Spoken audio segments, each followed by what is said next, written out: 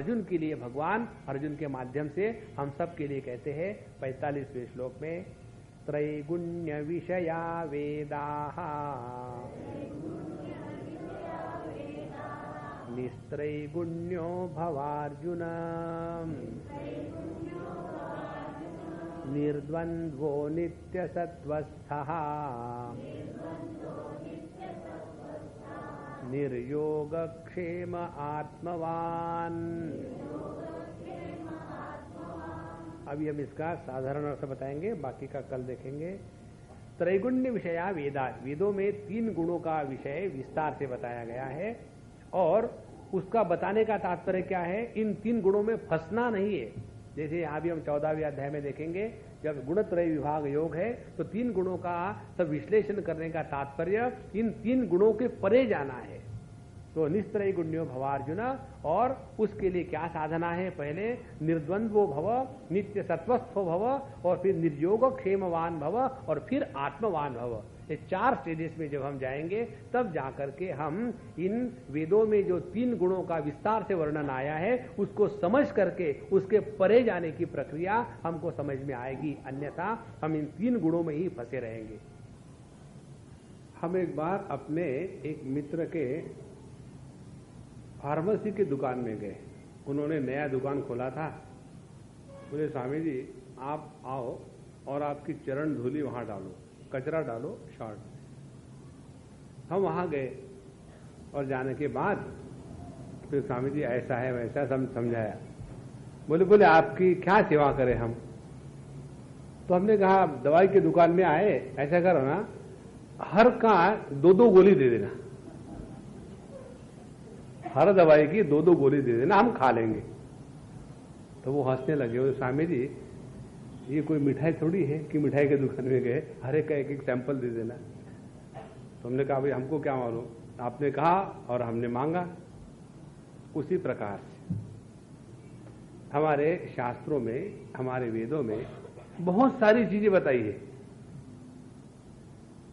जैसे दवाई के दुकान की सभी दवाइयां अपने लिए नहीं होती, ये हमको विवेक चाहिए कि कौन सी दवाई अपने को चाहिए वो ले लो। नहीं, लेकिन बेचारे ने इतना बड़ा दुकान खोल के रखा है तो उसको कैसा लगेगा, तो हर प्रकार की दवाई खा जाओ, नहीं। उसी प्रकार से हमारे शास्त्रों में विषयों का प्रतिपादन बहुत विस्तार से हुआ है और किस प्रकार से हुआ है भगवान कहते हैं, हम पहले श्लोक पढ़ेंगे ताकि मेरी नींद उड़ जाएगी। त्रैगुण्य विषया वेदाः निस्त्रैगुण्यो भवार्जुन निर्द्वन्द्वो नित्यसत्त्वस्थः निर्योगक्षेम आत्मवान।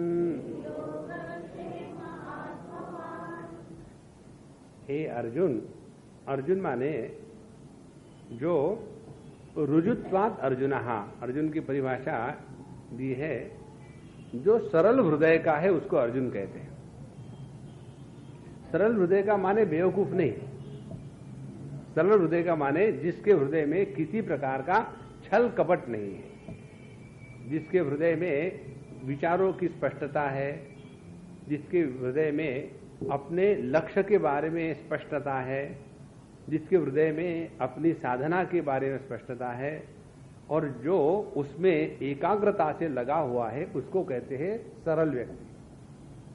तो हे अर्जुन, वेदाः त्रैगुण्य विषया, त्रैगुण्य किसको कहते हैं, त्रैगुण्य माने 3 गुणों के समाहार को त्रिगुण कहते हैं। और ये 3 गुण कहां है, वेदों में है। तो हमने वेदों की पुस्तक ले ली तो उसमें ढूंढने लगे भाई सत्वगुण कहां है, दिखता नहीं, कागज ही कागज नजर आ रहा है। फिर रजोगुण को देखने का प्रयत्न किया, वो भी नजर नहीं आ रहा है, और सत्वगुण भी कहीं नजर नहीं आ रहा। तो वेदों में यदि ये 3 गुणों की बात बताई है तो दिखता क्यों नहीं, इसीलिए हमको सत्संग में जाना पड़ता है। तो त्रैगुण्य का तात्पर्य ये हुआ कि वेदों के जो विषय है वो 3 गुणों के प्रकृति के पुरुषों के लिए है। जैसे हम जो दवाई का उदाहरण दे रहे थे, तो जब हम ये मेडिसिन लाने के लिए केमिस्ट के पास जाते हैं तो उसमें अपने प्रकृति के या अपने रोग के अनुसार हम योग्य प्रकार की दवाई लेंगे। उसी प्रकार से शास्त्रों में तो बहुत सारी बातें बताई है। तो कितनी सारी बातें बताई है? तो उन्होंने कहा कि इस संपूर्ण विश्व में मनुष्य को 3 प्रकार के मूड्स में बांटा जाता है। मनुष्य की जो प्रकृति है 3 प्रकार की है। एक तो है तामसिक प्रकृति, दूसरी है राजसिक प्रकृति और तीसरी है सात्विक प्रकृति। तो ये जो 3 प्रकृति वाले भिन्न भिन्न व्यक्तिमत्व है, उनके लिए वेदों में भिन्न प्रकार की साधना बताई है। ये कहने का तात्पर्य त्रैगुण्य विषया वेदा। अब क्या क्या साधना बताई है और उनके लिए क्या क्या लक्ष्य बताया है। पहले लक्ष्य बताया जाता है और फिर उस लक्ष्य के प्राप्ति के लिए क्या साधन करना चाहिए वो बताया जाता है। तो लक्ष्य क्या है? पहले लेंगे हम अपने स्टाइल के जो लोग होते हैं, तमोगुणी। तमोगुणी लोग कौन है? जिन्होंने अपने को देह के रूप में स्वीकार कर लिया है और देह के विकारों को अपना विकार स्वीकार करते हैं, ऐसे लोगों को तमोगुणी लोग कहते हैं। तो हमने सबने तो अपने आप को देह स्वीकार कर ही लिया है। किसको डाउट है क्या? किसी को डाउट नहीं, क्योंकि जब तक हम अपने आप को देह के रूप में समझते हैं तब तक के मैं कौन हूं ये प्रश्न मन में नहीं आता। हमको इसके बारे में एक चीज हमेशा याद आती है, हमने कहीं बताई भी होगी, फिर रिपीट करते हैं। एक बार एक कॉलेज में हम लेक्चर झाड़ रहे थे अंग्रेजी में खूब, और उसके बाद प्रश्नोत्तरी हो रही थी। तो IIT का कॉलेज था, तो वहां सभी लोग बड़े इंटेलिजेंट होते हैं ऐसे कहते हैं, अपन को पता नहीं। तो वहां एक लड़के ने प्रश्न पूछा, Swami ji I got a doubt. तो हमने कहा रखो अपने पास, अच्छी बात है, डाउट होना चाहिए जीवन में। बोले नहीं आप उत्तर दो। क्या उत्तर दे? तो प्रश्न था उनका कि स्वामी जी हु एम आई। अब भगवान रमण महर्षि की ये विचारधारा है, को हम साधना जिसको कहते हैं, तो उन्होंने अपने साधना में इसको बहुत महत्व दिया है। और उन्होंने कहा है कि जब हम मैं कौन हूं इसका अनुसंधान करते हैं तब हमको अपने स्वरूप का दर्शन हो जाता है। अयम अहम कुतो भवति चिन्वतः अयि पतत्यहम निज विचारणम। ये अयम अहम कुतः भवति, ये अहम अहम मैं कौन है? मैं कौन कहता है कि मैं सुखी हूं, कौन कहता है कि मैं दुखी हूं? इसका जिसने चिंतन किया चिन्वतः, तो उसका परिणाम होगा अयि पतति अहम। ये जो दुखी सुखी अहम है ये गिर जाता है और उसके बाद जो परम पूर्ण सद वस्तु है वो अपने आप अभिव्यक्त हो जाती है। ऐसा उसका सिद्धांत है। अब इस लड़के ने पूछा कि स्वामी जी हु एम आई। अब ये प्रश्न बनता नहीं, तो हमने उसको कहा कि बताओ हम तुमको सच सच बताए कि झूठ बताए। तो उन्होंने कहा एक आध बार सच बोला करो स्वामी जी। ठीक है बोल देते। और फिर हमने उनको सच बताया कि तुम बेवकूफ हो। तो उसको बड़ा गुस्सा आया। तो Swami ji you are insulting me before everybody. ऐसे आपने मुझे कहा था कि सच बताओ, तो मैं क्या करूं? तो बोले कैसे मैं बेवकूफ हूं, how am I fool you tell me. तो हमने कहा बताओ तुम्हारे मन में ये प्रश्न नहीं है, तुमने रमण महर्षि की पुस्तक पढ़ी और उस पुस्तक पढ़बड़ा करके मेरे पास आ गए हो। यदि तुमको मैंने बेवकूफ कहा और यदि तुम बेवकूफ नहीं हो तो बेवकूफ कहने का तुमको गुस्सा क्यों आ रहा? और यदि तुम बेवकूफ हो तो बेवकूफ को बेवकूफ कहना, इसमें गुस्से की क्या बात है? फिर हमने उनको कहा कि देखो जो अनुसंधान है, जब तक हम अपने आप को देह के रूप में स्वीकार करते हैं तब ये प्रश्न हमारे मन में नहीं आता। जब हमको पूछता है तुम कौन है, तो मैं आदमी हूं, मैं जवान हूं, मैं बूढ़ा हूं, मैं मोटा हूं, मैं पतला हूं, मैं बाप हूं, मैं पुत्र हूं, कितने सारे फटाफट उस प्रश्न के उत्तर आने लग जाते हैं। तो मैं कौन हूं, ये प्रश्न तब बनता है कि जब हमने अपने आप को देह से व्यतिरिक्त, देह से भिन्न स्वीकार किया है, तब ये प्रश्न बनता है। इसीलिए हम जब तक के देहात्मवादी है, जब तक हमने अपने आप को देह के रूप में स्वीकार किया है और देह के विकारों को अपने विकार स्वीकार करते हैं, तब तक हम सभी के सभी तमोगुणी व्यक्तिमत्व है। तो ऐसे जो तमोगुणी व्यक्तिमत्व है, इनके लिए लक्ष्य क्या होगा? तो उनके लक्ष्य होगा कि गुणों का या तमोगुण का जो प्रभाव है हमारे व्यक्तित्व पर, हमारे व्यक्तित्व पर तमोगुण का क्या प्रभाव है? प्रभाव यह है, एक तो है आलस्य, दूसरा है निद्रा और तीसरा है प्रमाद। तो जो व्यक्ति तमोगुणी है, उनके लिए शास्त्रों ने लक्ष्य बताया है कि इस तमोगुण का जो प्रभाव है, आलस्य निद्रा प्रमाद, इससे उठने के लिए इस देह के साथ जो हमने तादात्म्य करके रखा है, इस तादात्म्य का सहारा लेकर के इन तीन गुणों का जो प्रभाव है, इससे हमको उठ करके बाहर निकल जाना है। ये लक्ष्य हो गया तमोगुणी प्रकृति के व्यक्तियों के लिए। देखो कैसी मजा आएगी। अब हम लोगों में सुबह सुबह उठने के बाद, नींद से उठने के बाद बिस्तर से उठने के लिए बड़ा टाइम लगता है। तो नींद से उठ लेना माने हमने तमोगुण के एक कार्य का त्याग कर दिया, और क्योंकि निद्रा तो तमोगुण का कार्य है, जब नींद खुल गई तो हमने तमोगुण के पर्दे को हटा दिया। लेकिन उसके बाद हम बिस्तर पर लेटे रहते हैं खटमल के जैसे। खटमल माने जो खाट में मल्ल होते हैं उनको खटमल कहते हैं। तो हम लोग भी एक बार खाट में पड़े तो उसमें से उठना बड़ा कठिन है। उसका कारण क्या है? कारण यह है आलस्य। और आलस्य किसको कहते हैं? जिस व्यक्ति के जीवन में रस नहीं है उसको कहते अरसिक। अरसिक माने कोई बढ़िया संगीत गा रहा हो, पंडित भीमसेन जोशी जी महाराज बढ़िया संगीतकार है, और उनके सामने यदि कोई औरंगजेब जाकर के बैठे तो वो कहेगा कि क्यों पंडित जी ऐ करे जा रहे हो, चुप बैठो, जरा शांत बैठो। तो उनको समझ में नहीं आया, क्यों? कि उनमें रस नहीं है।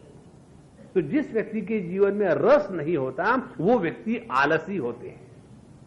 देखो, तो त्रैगुण्य विषया वेदा, हम में जो तमोगुण का प्रभाव है, निद्रा, आलस्य और प्रमाद, इससे उठने के लिए वेदों ने हमको लक्ष्य दिया है कि हमारा लक्ष्य क्या है कि हम अपने जीवन में से इस आलस्य निद्रा प्रमाद को जीते। पहली बात तो उसके लिए करें क्या?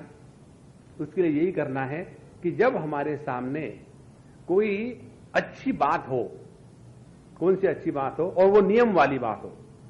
जैसे किसी व्यक्ति के जीवन में ये है कि मुझे ओलंपिक में एक मेडल लेना है दौड़ने का।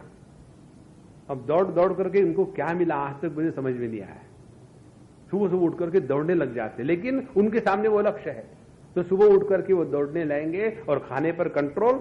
अब जब ये लक्ष्य है तो अपने आप वो देह का जो प्रभाव है तमोगुण का, उससे ऊपर उठ गए, और हमारा कोई लक्ष्य ही नहीं है, क्योंकि कहीं जाना नहीं कि आना नहीं, रिटायर्ड हो गए। रिटायर्ड माने रियली टायर्ड। अब जी इसलिए रहे कि मरने की शक्ति नहीं, इसलिए जी रहे। ऐसा जो रसहीन व्यक्ति है उसके जीवन में आलस्य आ जाता है। तो तमोगुणी व्यक्तियों के लिए लक्ष्य बताया है कि अपने जीवन में रस का निर्माण करें। रस का निर्माण कब होगा? कि जब कोई अच्छा लक्ष्य सामने होगा, या तो समाज सेवा करे, या तो अपनी साधना करे, या तो अपने घर गृहस्थी कार्य करे, कुछ नहीं तो सुबह सुबह दौड़ने लग जाए।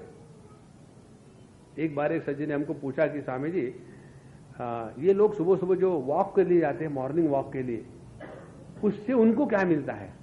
हमने कहा उनको कुछ मिले ना मिले, घर में शांति होती है, क्योंकि वो लोग सुबह सुबह उठ जाएंगे, बाकी के प्रेम से सो रहे। अब जवान लड़के लड़कियां सोते हैं, उनकी उम्र ही है सोने की, तो ये बुढ़ाओ लोग, उनको नींद तो आती नहीं, और सुबह सुबह उठ गए और वॉक के लिए चले जाते हैं, तो कम से कम मॉर्निंग टाइम बच्चों को शांति मिलती है, नहीं तो इनको नींद आती नहीं, दूसरे को सोने देते नहीं।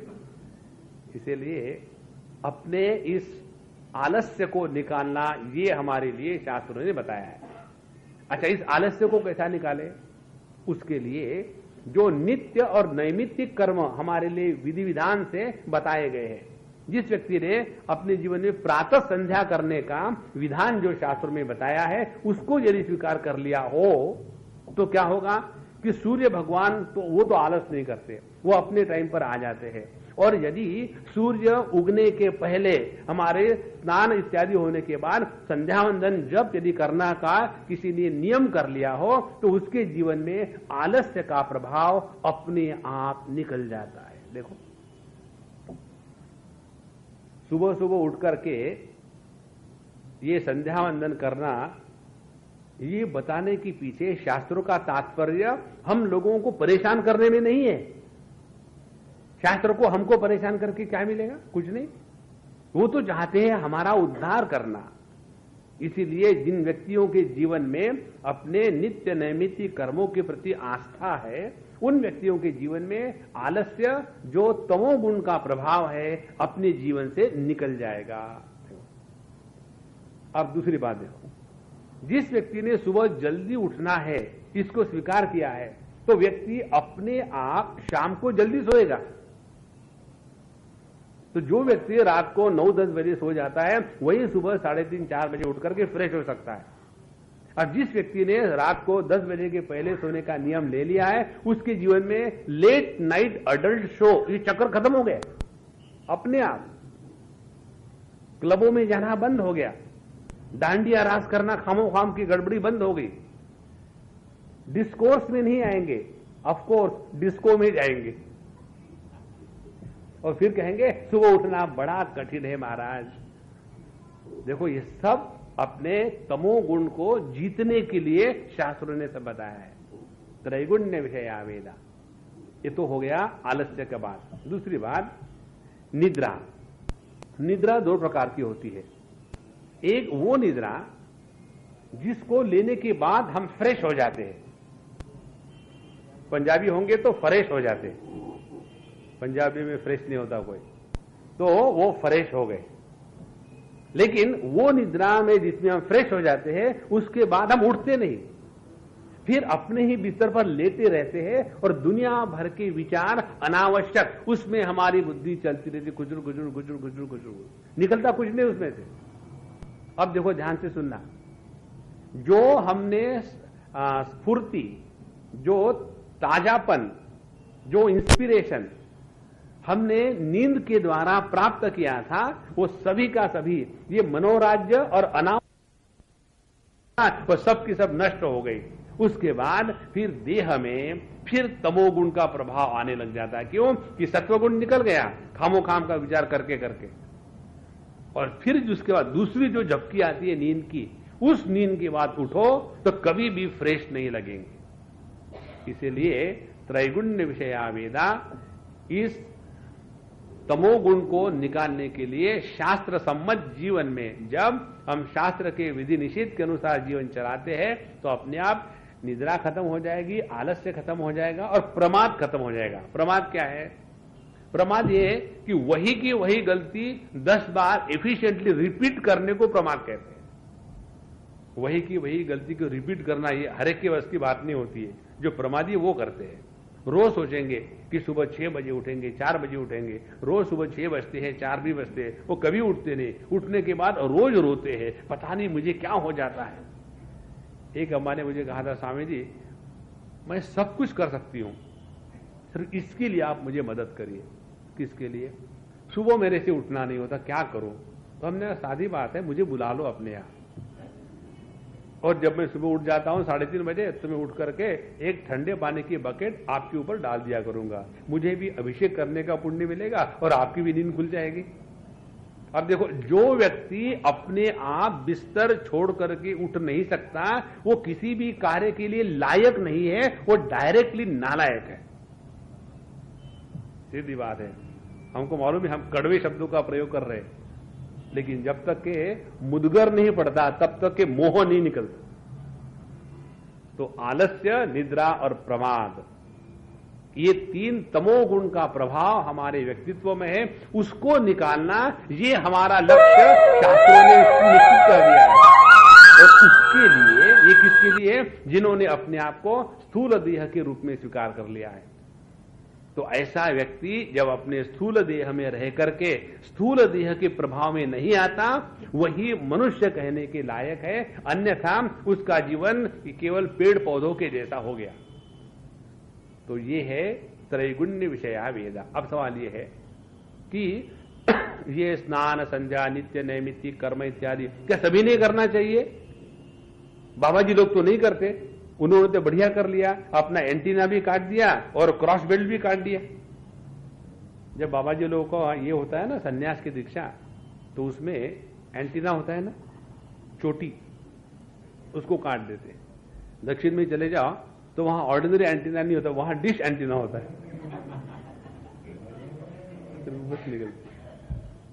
तो बाबा जी लोग अपनी चोटी भी काट देते हैं और ये जो है जनेऊ, जिसको क्रॉस बेल्ट कहते हैं, उसको भी काट देते हैं। इनको अच्छा है, मजा है, और हमको कहते हैं सुबह उठ करके नित्य नैमित्तिक कर्म करो। तो देखो, प्रत्येक साधना प्रत्येक व्यक्ति के लिए नहीं होती। हम यदि अपने स्थूल देह के साथ तादात्म्य करके अपने आप को देह समझ करके सुखी दुखी होते हैं, तो उन लोगों के लिए इस प्रकार की साधना हमारे शास्त्रों ने बताई है। अब अपने स्थूल देह का आधार लेकर के इसी के बाहर निकल आए, तो फिर दूसरा जो हमारे जीवन में प्रॉब्लम आता है वो ये कि हम अनेक प्रकार के कार्यकलापों में अपने आप को व्यस्त रखते हैं। क्योंकि तमोगुण का प्रभाव खत्म हो गया तो रजोगुण जागृत हो गया। जब रजोगुण जागृत हो गया तो अनेक प्रकार के कार्य करने में लग जाएंगे। कौन से कार्य करेंगे? पहले कार्य करेंगे अपने स्वार्थ से प्रेरित होकर के। तो केवल मुझे ये चाहिए, उसके लिए मैं कर रहा हूं, मुझे दूसरे से क्या लेना देना है। इस प्रकार से हम जब रजोगुण के द्वारा स्वार्थ से प्रेरित होकर के कर्म करते हैं, तब हम रजोगुण के प्रभाव में आ गए। तो इस रजोगुण के प्रभाव से निकलने के लिए क्या किया जाए? तो शास्त्र बताते हैं कि अपना कर्म जारी रहे, लेकिन उस कर्मों को कर्तव्य कर्म के दृष्टि से करे और उन कर्मों के द्वारा समाज की सेवा हो या ईश्वर की आराधना हो या अपने शास्त्रों का अध्ययन इत्यादि करने लग जाए।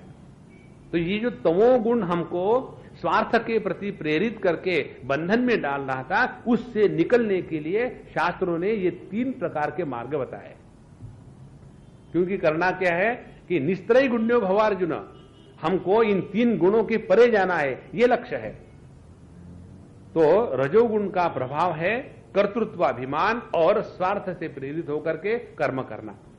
तो उससे निकलने के लिए जो शास्त्र में बताया है, एक तो सबकी सेवा करे, दूसरा अपने कर्तव्य कर्म पूरा करे, तीसरा अपनी उपासना में लग जाए, और चौथा शास्त्रों का अध्ययन इत्यादि करके अपने मन को इस तत्व में लगा दे। और फिर तीसरा गुण का प्रभाव आता है हमारे जीवन में, सत्व गुण का प्रभाव। सत्व गुण का प्रभाव क्या है कि हमारे अंतःकरण में दया, शांति, प्रेम, दुखों के जो दुखी लोग हैं उनके प्रति आस्था इत्यादि निर्माण हो जाती है, और उसके कारण फिर हम लोग दूसरों को दान इत्यादि देना चाहते हैं। तो यहां तक का जो भाग है वो तो सत्व गुण का है। लेकिन जहां हमने किसी को दान देना शुरू कर दिया, फिर मन में अपना अहंकार जागृत हो जाता है, मैंने तो इतना दान दिया है। आजकल के लोग जो है ना पैसे कमाते हैं, देना नहीं चाहते, उनको किसी को सीखना है तो मेरे से सीखो। तो जो दान दिया वो सत्वगुण का कार्य हुआ, लेकिन दान देने का जो अभिमान जागृत हो गया, फिर हम रजोगुण के कार्य में आ गए, क्योंकि वहां कर्तृत्वाभिमान का फिर फल हमको मिलेगा। इस प्रकार से हमारे शास्त्रों के अनुसार मनुष्य मात्र 3 प्रकार के भागों में बांटा गया है। एक तमोगुणी प्रधान, दूसरा सत्वगुण प्रधान, तीसरा रजोगुण प्रधान। तो सीढ़ियां इस प्रकार से है कि पहले तमोगुण से हट करके रजोगुण को जागृत करे, फिर रजोगुण से प्रगति करके सत्वगुण का अनुभव करे, और फिर सत्वगुण को भी त्याग करके ये तीनों का जो अधिष्ठान है वो सच्चिदानंद परब्रह्म परमात्मा, उसका अनुभव करे। ये हमारे वेदों की प्रक्रिया है।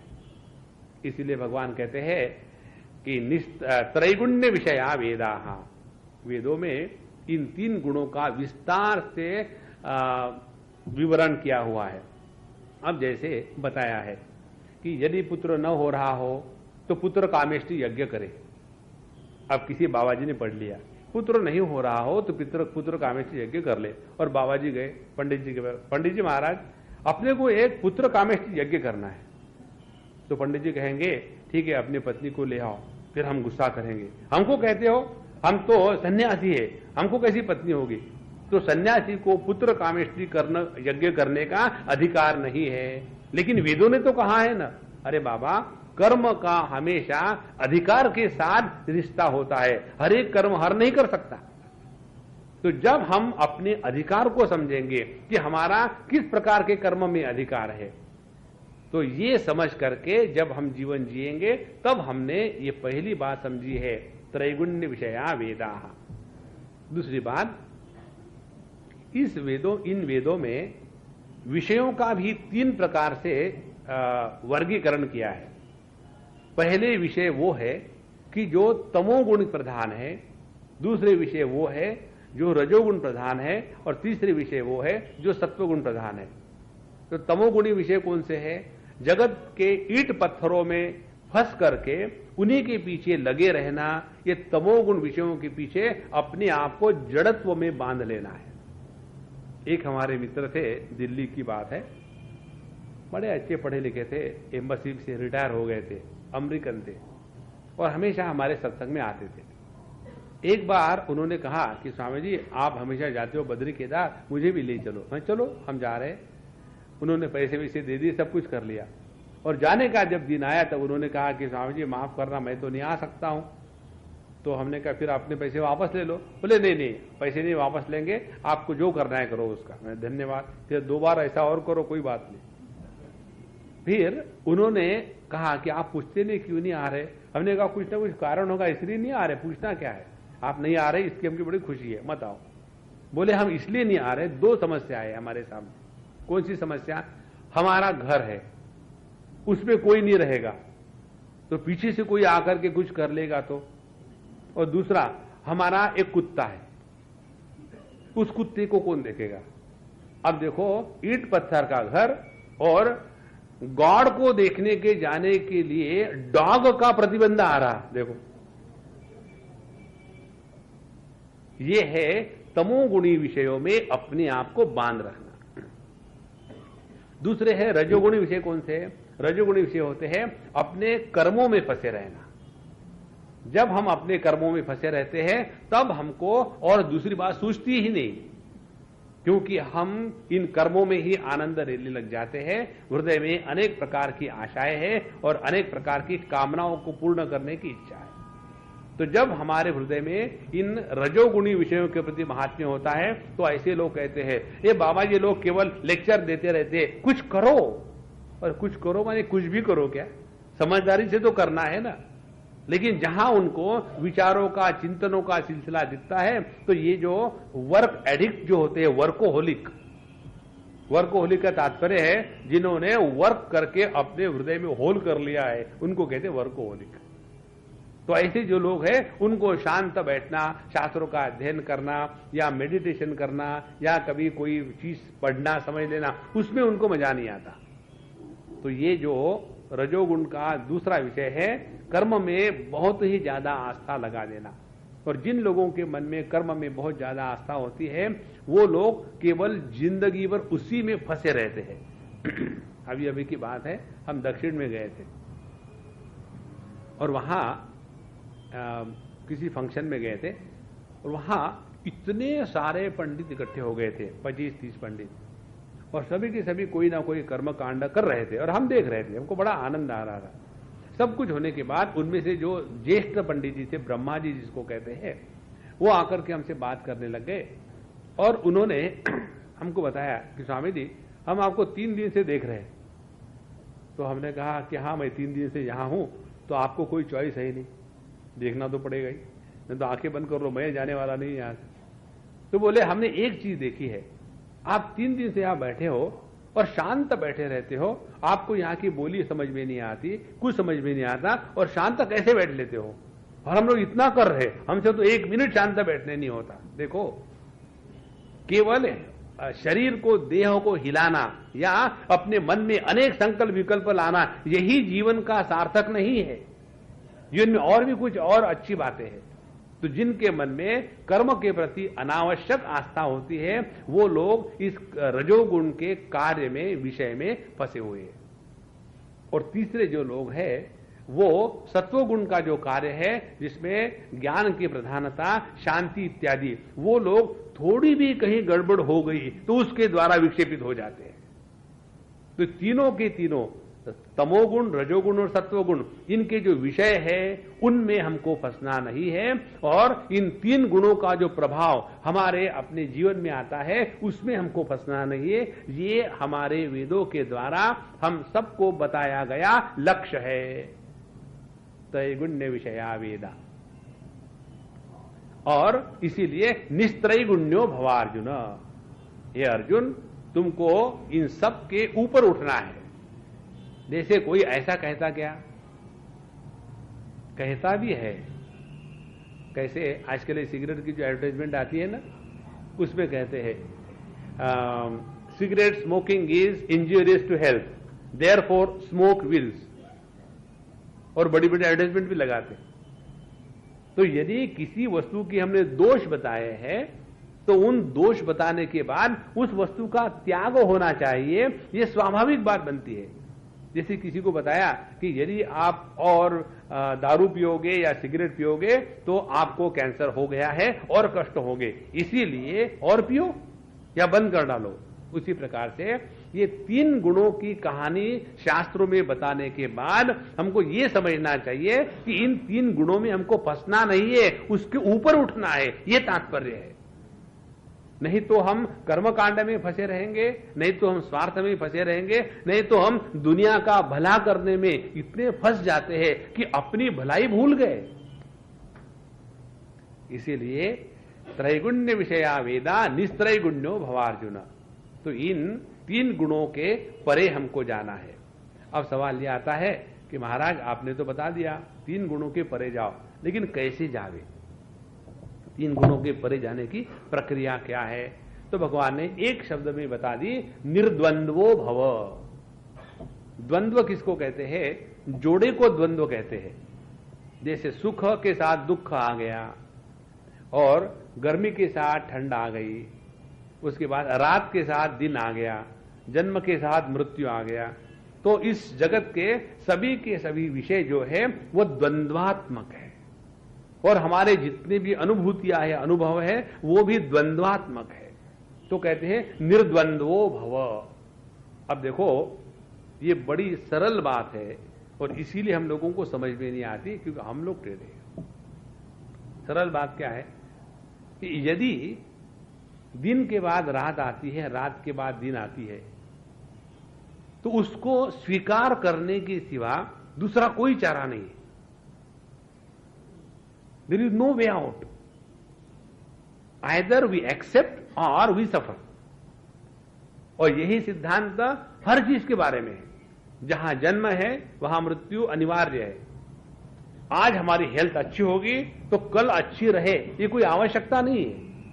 आज हमारे पास काफी पैसे हैं तो कल रहे, ये कोई आवश्यकता नहीं। यही इस दुनिया का खेल चल रहा है। और यदि इस दुनिया को द्वंद्वात्मक हम स्वीकार करें तो इस द्वंद्व हमको परेशान नहीं करेंगे। जैसे संत महात्माओं का जीवन होता है, उनको कोई आकर के बड़ी तारीफ करते हैं। एक बार हम कहाँ थे, जैसे इंट्रोडक्शन करते ना, यहाँ हमारे नटवर भाई, क्या हम स्वामी जी के चरणों में प्रणाम करते हैं, अब उनको प्रार्थना करते हैं कि कुछ बोलो बाबा, और फिर हम बोलना शुरू करते। वैसे एक जगह हम गए और फिर उन्होंने लंबा चौड़ा इंट्रोडक्शन दे दिया। भारत के मर्मज्ञ, श्रेष्ठ, वरिष्ठ, ज्ञान प्रचुर, और हमको कुछ समझ नहीं आ रहा था किसको गाली दी जा रहे। और उसके बाद कहा, अब स्वामी अनुमानंद जी महाराज अब अपने मुख से गीता के अमृत की वर्षा करेंगे, माने फू करेंगे, और अब हम इस गीता के वर्षा में, अमृत वर्षा में एकदम भीग जाएंगे। जब ऐसा हो रहा था मुझे बड़ा मजा आ रहा था। तो हमने कहा कि देखो आप लोगों ने छाते लाए क्या? क्योंकि वर्षा होने वाली है, अब छातों से अपने आप को बचा लो।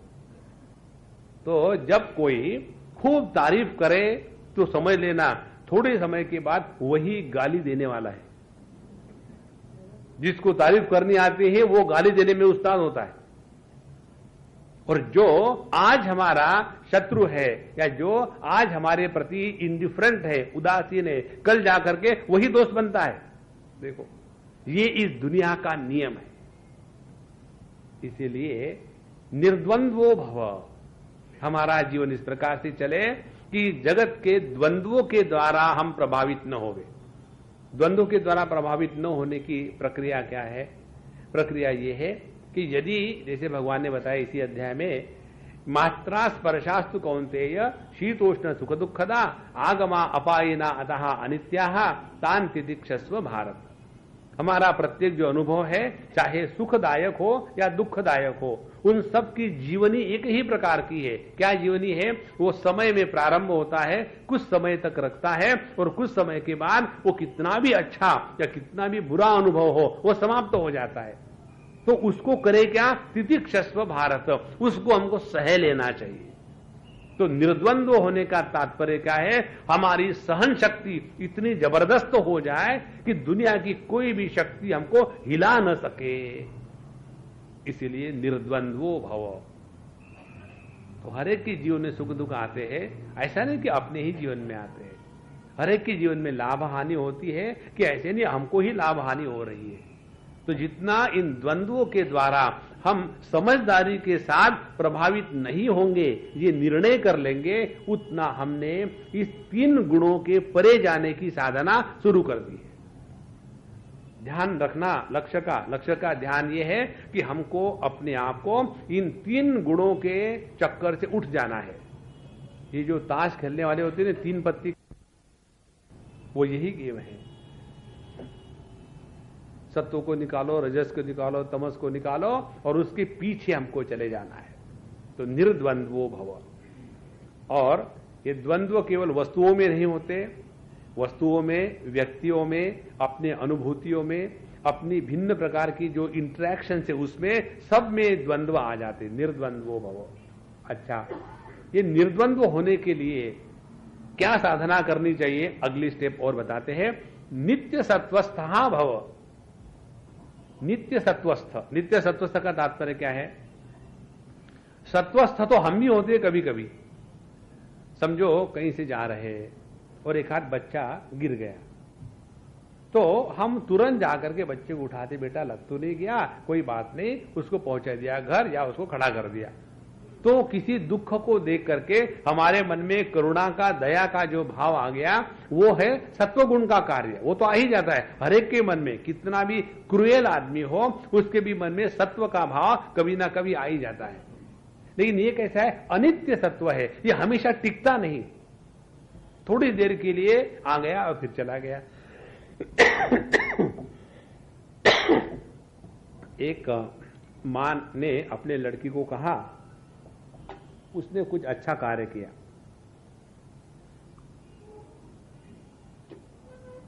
हम उनके यहां गए थे, तो मां तो थी नहीं, तो वो लड़की थी।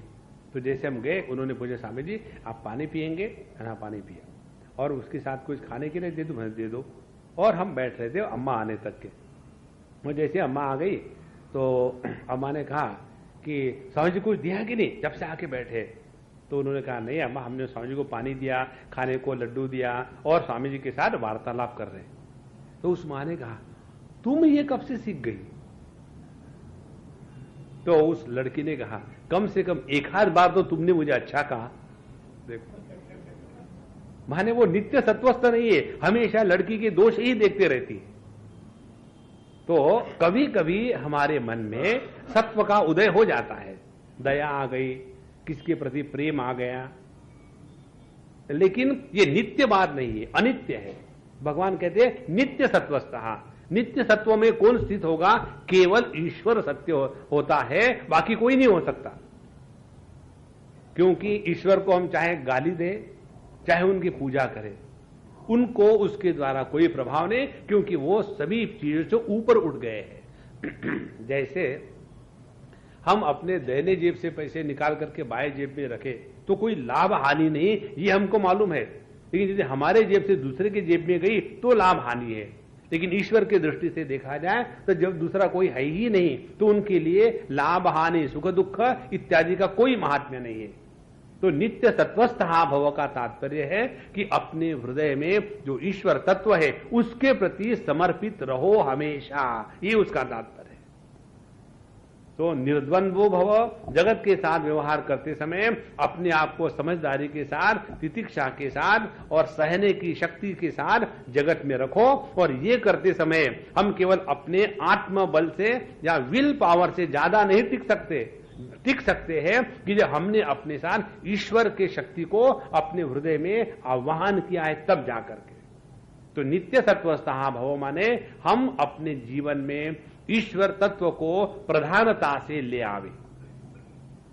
जिस व्यक्ति के जीवन में ईश्वर का प्राधान्य आ गया उस व्यक्ति के जीवन से कर्म कांड से छुटकारा हो गया। देखो, जो कर्म में फंसे हुए हैं उनकी विचारधारा कैसी होती है। हमने अच्छे कर्म किए, हमको अच्छे कर्म का अच्छा कर्म फल मिलेगा, तो उसमें कर्म करने का जो अभिमान है, कर्तृत्वाभिमान, वो जागृत रहेगा।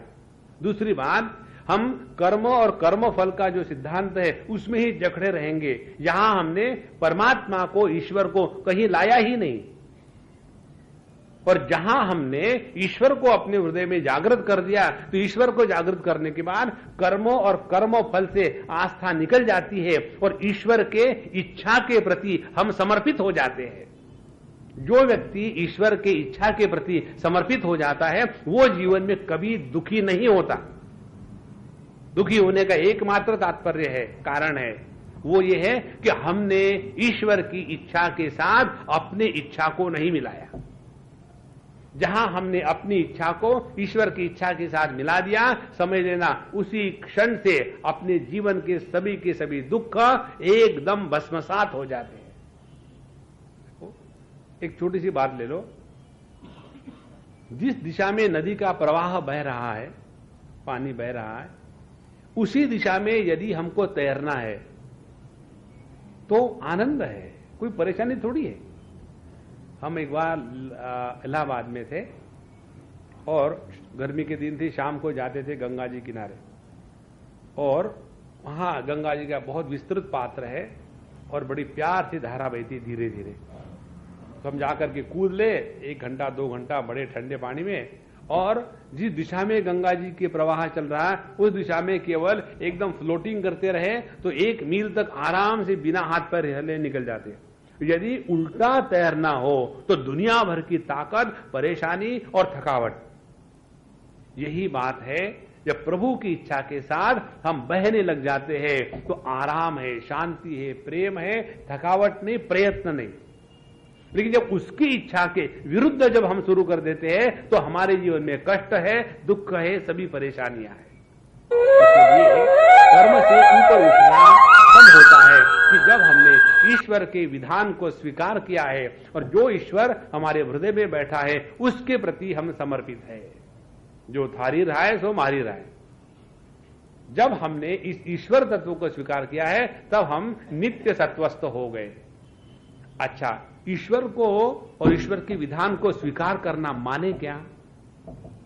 सवाल यह है, माने क्या? उसका माने है, दूसरे शब्द में बताते हैं भगवान, निर्योग क्षेम भव। निर्योग क्षेम भव का तात्पर्य है, योग उसको कहते हैं कि जो वस्तु हमारे पास नहीं है उसके प्राप्ति के लिए जो प्रयत्न है और उस प्रयत्न के द्वारा जो अप्राप्त वस्तु है उसको प्राप्त करने की प्रक्रिया को योग कहते हैं। जैसे हमारे पास पैसा नहीं है तो हम मेहनत करेंगे या किसी की जेब काटेंगे और वो पैसा अपने पास ले आएंगे, तो ये जो प्रक्रिया है उसको कहेंगे योग। और दूसरी बात, पैसा तो बहुत हो गया है, देखिए हम इनकम टैक्स पीछे पड़ा हुआ है, बच्चे पीछे पड़े हुए हैं, पत्नी को तो पता नहीं क्या क्या ला के दो, उसकी तसल्ली होती ही नहीं। तो जो पैसा है उसको बचा के रखना उसको कहते हैं क्षेम। 2 बातें हो गई। तो जो अप्राप्त है उसको प्राप्त करना योग, और जो प्राप्त है उसको बचा के रखना उसको कहते क्षेम। तो ये भगवद गीता की बात है। अनन्या चिंतयन्तो माम ये जना पर्युपासते तेषाम नित्यामि युक्तानाम योगक्षेमम वहाम्यहम।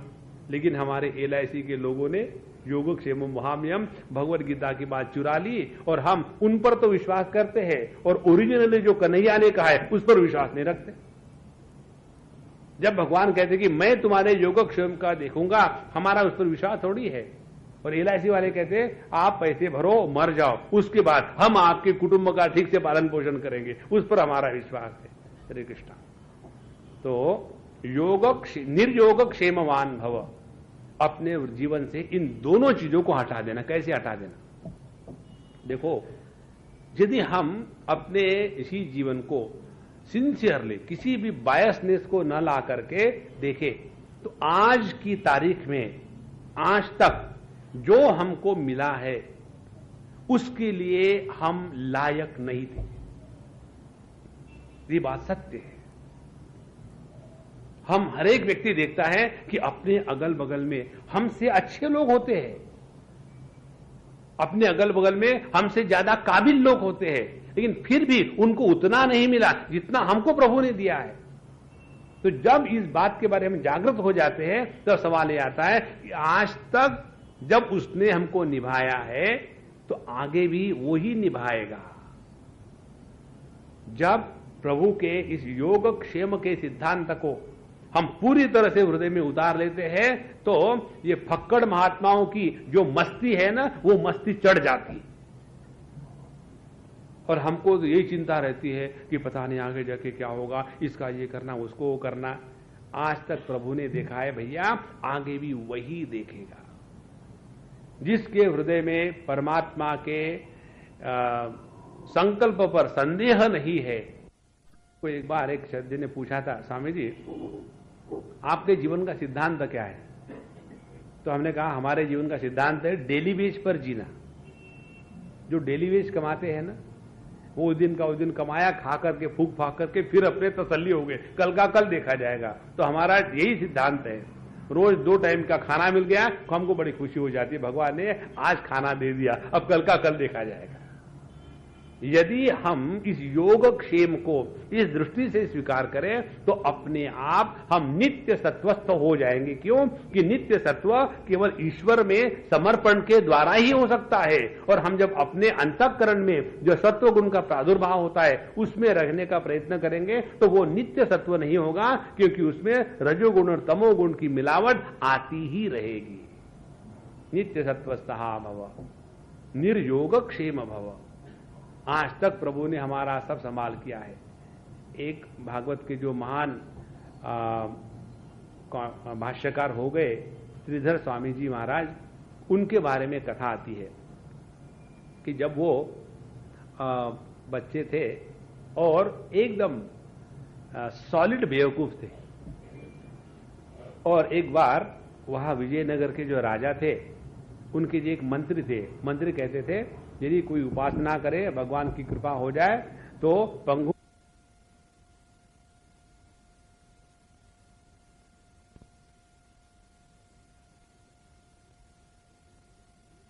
छोटे में तेल लिया था और दूसरा जूता, उस जूते में भी तेल भर करके वो जा रहे थे।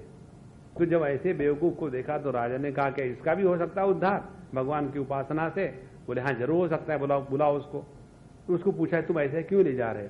बोले हम तेल खरीदने गए थे, बर्तन छोटा हो गया, दूसरा बर्तन था नहीं, सोचा कि जूते में ले जाए क्या फर्क पड़ता है, तेल के लिए बर्तन तो चाहिए। तो ऐसा जो बेवकूफ था उसको फिर उन्होंने स्वीकार किया और फिर उसको ये पूरी भगवान की उपासना इत्यादि में लगा दिया। जब उन्होंने इस प्रकार से साधना करी, धीरे धीरे धीरे उनका चित्त एकाग्र हो गया और उनको बताया गया तुम्हारे माता पिता की जिम्मेदारी राजा की है। और एक बार वो भगवान के सामने बैठ करके अपना ओम नमो भगवते वासुदेवाय का जप कर रहे थे अकेले उस मंदिर के बैठ करके। तो वहां एक चिड़िया का बच्चा अंडे से नीचे गिर गया और वो बाहर आ गया। तो उस समय वो मुंह खोल करके बैठा था। अब उनके दिमाग में आया अब इसका रक्षण कौन करेगा, ये तो अकेला है।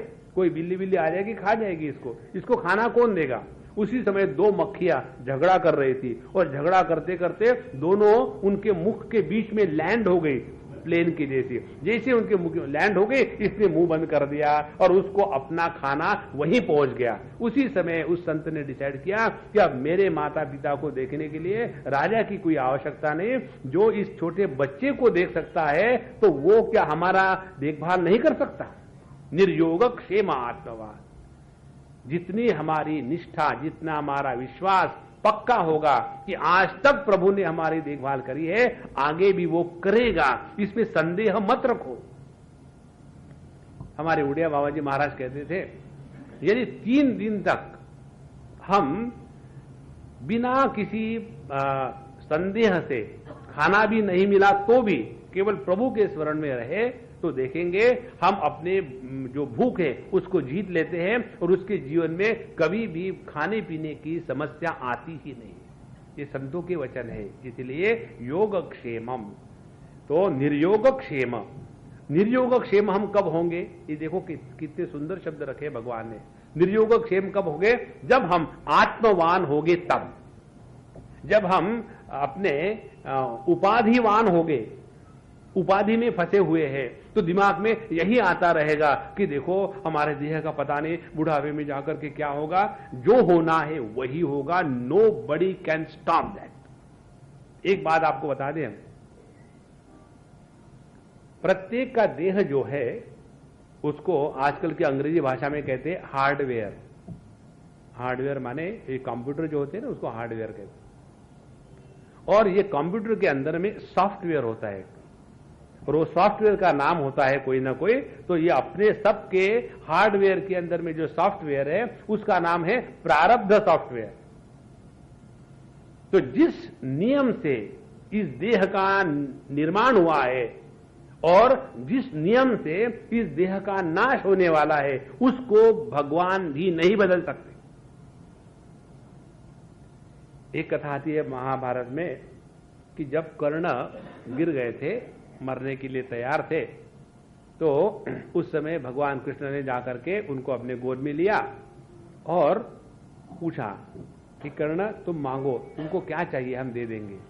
उस समय कर्ण कहते हैं कि भगवान आप हमको क्या दोगे, आपने तो सभी का सभी इस कर्म के सिद्धांत में बांट दिया है और इसीलिए जो भी कुछ हमको मिल रहा है अपने कर्म के सिद्धांत के अनुसार, जो पाप पुण्य है उसके अनुसार हमको मिल ही रहा है, आप हमको क्या दोगे। माने जब तक हमारे जीवन में इस चीज की पक्की बात आ गई, जो हमको देह मिला है ये अपने कर्म के प्रारब्ध के अनुसार मिला है, तो उसके अनुसार उसका जन्म हुआ, उसको खाना पीना मिलेगा, उसका नाश होगा। Nobody can stop that. जैसे यदि हमारा कोटा है कि हमको 1 क्विंटल चीनी खानी है, हर एक को कोटा होता है, और यदि वो कोटा हमने अपनी उम्र के 20-30 साल में ही खत्म कर दिया तो कोटा तो खत्म हो गया, अब क्या करेंगे। तो भगवान अपने अंदर में एक शुगर फैक्ट्री शुरू कर देंगे, उसके बाद इतनी शुगर तैयार शुरू हो जाएगी कि बाहर से शुगर इंपोर्ट करने की कोई आवश्यकता नहीं, वो बेचारा बेटा डायबिटीज हो जाएगा। तो सामने चीनी रहेगी, मिठाई रहेगी, लेकिन खा नहीं सकेंगे। इसीलिए प्रत्येक देह का जैसा प्रारब्ध है उसी के अनुसार चलेगा। जहां ये बात समझ में आए उतना हम अपने देह से हट करके अपने स्वरूप के तरफ जाने लग जाएंगे। देखो ये पूरा विचार किस प्रकार से है। त्रैगुण्य विषया वेदा, शास्त्रों में ये त्रिगुणात्मिका प्रकृति के द्वारा जो 3 प्रकार के लोग हैं उनके लिए भिन्न भिन्न साधना बताई है। और विषया आल्सो 3 प्रकार के हैं, जो है एक तो है जड़त्व प्रधान, दूसरा है कर्म प्रधान और तीसरा है अपने अच्छाई के प्रधान से। इससे निकल करके हमको अपने स्वरूप में स्थित होना है, ये लक्ष्य है। इसके लिए पहले क्या करना है, निर्द्वंद्वो भव। निर्द्वंद्व होने के लिए नित्य सत्वस्थः भव। जब भगवान के प्रति, ईश्वर के प्रति हम समर्पित हो जाते हैं तो जगत के जो द्वंद्व है वो हमको कष्ट नहीं देते। जिनको जिनको जगत के द्वंद्व कष्ट देते हैं उन्होंने भगवान के प्रति तिरस्कार किया है। इसलिए देखो, आम आदमी जो होता है वो अपने जीवन में अपने कहने के अनुसार जो बातें हो गई है तो कहता है कि भगवान की बड़ी कृपा हो गई। समझो कोई देह प्रधान व्यक्ति है तो उसके लिए भगवान की कृपा क्या है? स्वामी जी भगवान की कृपा से अभी हमारा स्वास्थ्य ठीक है। माने स्वास्थ्य का ठीक होना ये भगवान की कृपा है। ये कौन कहेगा? जो देहात्मवादी है वो कहेगा। और जो व्यक्ति कहेगा कि स्वामी जी भगवान की दया से हमारा बिजनेस अच्छा चल रहा है, पैसा खूब कमा रहे, पब्लिक को खूब लूट रहे हैं, तो ये कौन कहेगा कि जिसके जीवन में ये धन दौलत है, यही इसी का महात्म्य है, उसके लिए भगवान की कृपा पैसा मिलने में। इस प्रकार से हमारे भगवान की कृपा का जो स्वरूप है वो हमारे तादात्म्य के अनुसार बदलते रहता है।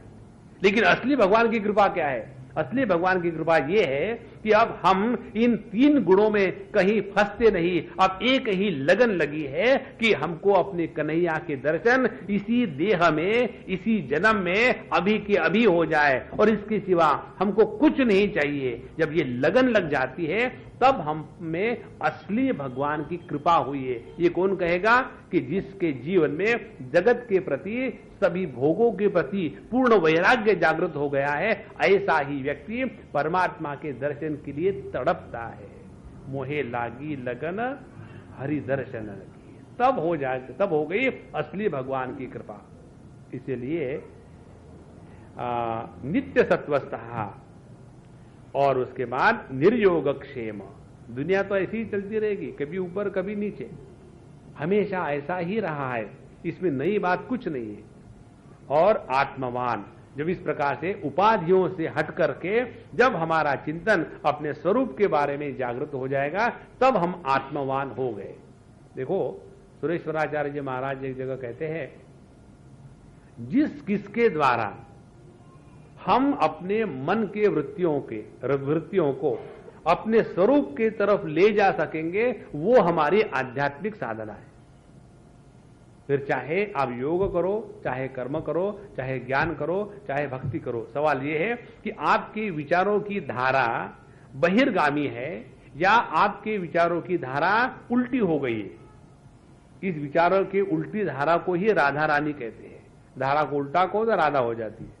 तो जब निर्द्वंद्वो नित्य सत्वस्थो निर्योगक्षेम आत्मवान, तो ये उपदेश अर्जुन के माध्यम से हम सबको दिया है। तो जब हमारा लक्ष्य इस प्रकार से इस तत्व की तरफ लगेगा तो वहां कैसे पहुंचना, ये हमारे शास्त्रों में विस्तार से बताया है।